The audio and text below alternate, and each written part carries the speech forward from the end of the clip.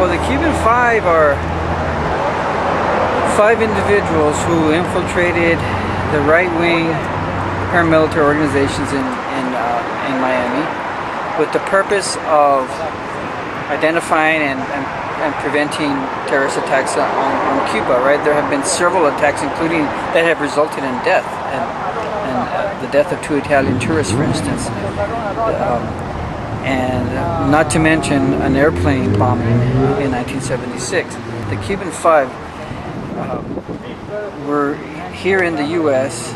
as undercover agents to prevent terrorist attacks, and how they did that was they found out when an attack was imminent, and they gave all that information to the FBI. The FBI used that to find out who they were, and they arrested them. So the key thing that distinguished though is that the Cuban Five were not here as spies spying on military installations or on the government.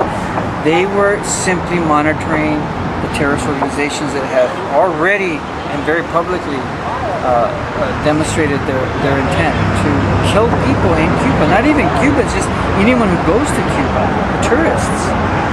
So that's important,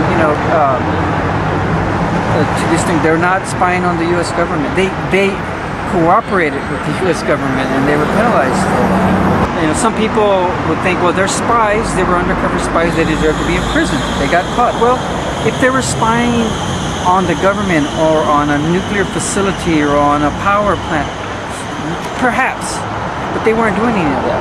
They were just trying to prevent attacks on the Cuban people. They were trying to prevent American tourists and Italian tourists and German tourists and Canadian tourists from being killed by American citizens, Cuban American citizens, who are attacking the tourism industry, because that has actually aided the Cuban economy. Not allow the government to politicize imprisonment.